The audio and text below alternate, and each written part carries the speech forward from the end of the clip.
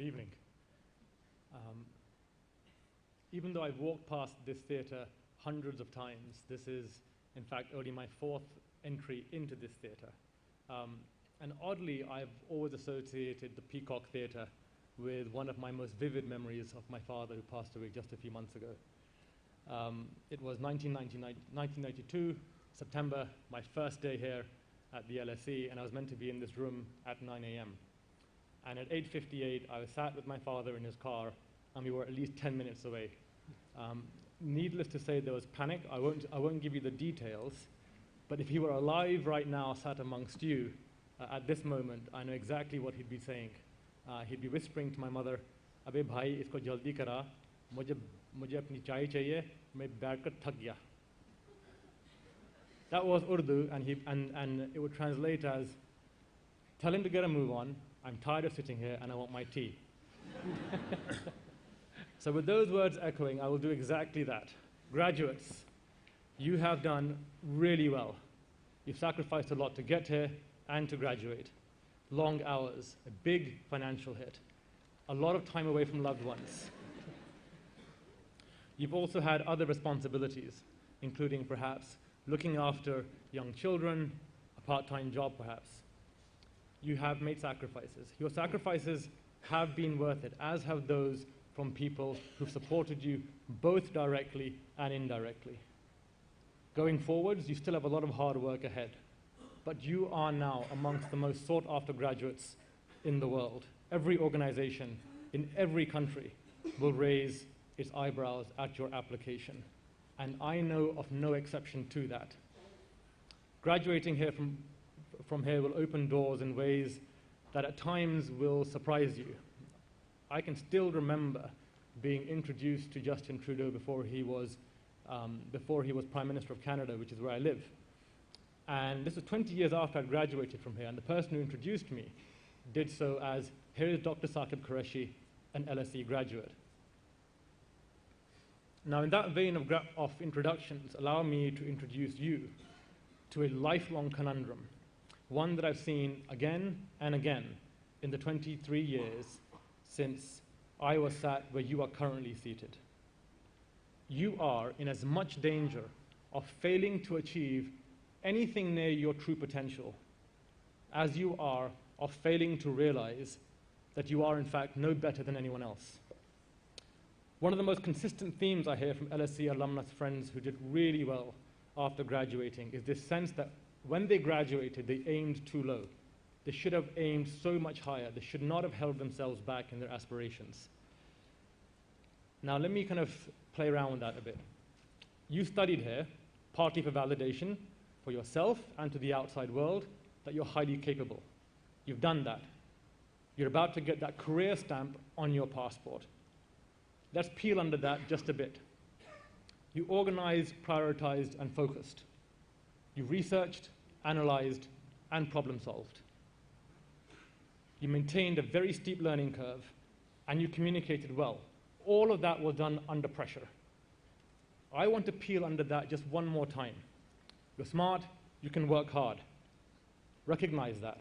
Recognize that you have the two outstanding pillars for any future success. You are not complete. There's a lot of learning still to be had. But with your intrinsics deployed at the level that you've shown you can, accept that if you put your mind to it, there is very little that you can't achieve. You will need help from family and from friends and perhaps LSE faculty and alumni. But if you were cars right now, you do not have knick-knack engines. You have Ferrari engines. Recognize them and don't waste them. That said, let me move to the second piece of the conundrum. You are no better than anyone else. Your siblings, your parents, a barista who serves you coffee. You are first and foremost human beings. Even Arsenal fans, they're humans too. Shame on you back there. Now I can guess what you're thinking. Yeah, I know that. I know we're human beings. So where's he going with this? I'm going to push back a little bit. My PhD here ultimately focused on our need to categorize everything in order to understand it, and then to engage it. And we do that with people all the time. Ontologically, epistemologically, and methodologically, we see people fundamentally through subhuman identities: gender, ethnicity, nationality, perhaps religious identity, or physical characteristics. And after we have filtered that individual or those people, we then may or may not see the human being. In fact, our elite status, courtesy of the LSE, makes us a wee bit more culpable to dishing out intellectual and socioeconomic discrimination. So let me share one example with you where I managed to be both perpetrator and victim of such discrimination. In the final year of my undergrad degree, my tutor recommended that I read a book, Discourses of Global Politics, written by an author who was obscure to me from a university I'd never heard of. Given those credentials, I was basically not inclined, didn't bother. I graduated, had the ceremony in this room. My parents and I walked over to the bookstore around the corner, and I selected some books to buy. I lined up, and as I was lining up, I saw the one book that had been recommended to me, so I picked it up, and I flicked it through while I was waiting, and I thought, you know what, this looks quite interesting. So I took it home. I read that book cover to cover that night, and it remains one of my favorite books, and I kicked myself for not having read it a few months earlier. In fact, that book precipitated the journey to my PhD here. It grounded my integration of postmodern philosophy into international relations theory. I discriminated, and it hurt me. This is the danger, graduates, you are in right now. There's also a danger that you pose to other people. A decade later, I was sat with a friend. We were having lunch, and across the aisle, I saw a family of 5 give the waiter a very hard time, and then the restaurant manager. The tone that was used was difficult. The language was nasty, even if at times quite sophisticated. I still remember the elder daughter goading her parents on to hit those punches harder. And the entire experience left a real mark on me. I had just seen 2 people being treated in a subhuman way. And from that event, I began to recognize an interesting relationship. Those of us who fail to see the human being in others become a little bit less human ourselves. Please do not fall into this dehumanizing trap, especially given you've worked, lived, and hung out in probably the most heterogeneous community in the world. One where whether you are short, white, or disabled, or rich, poor, I haven't quite figured out what that means, or wear a face full of tattoos, designer jeans, or a hijab, you've been able to come together.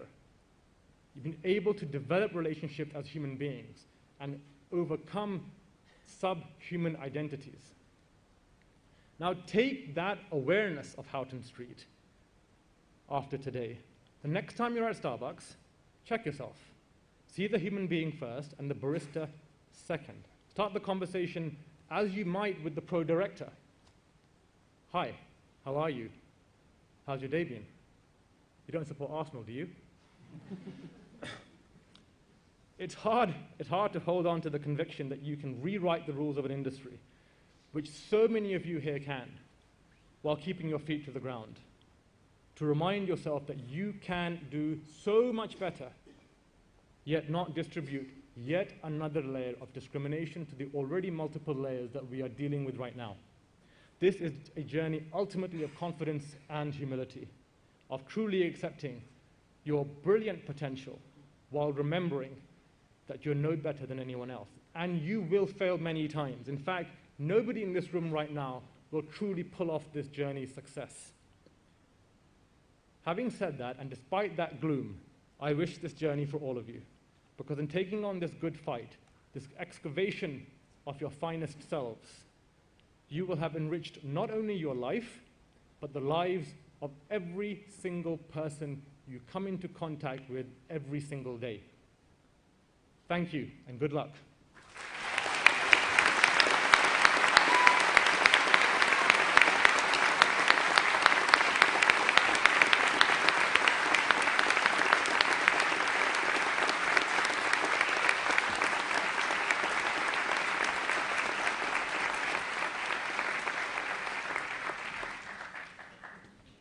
Thank you, Dr Qureshi.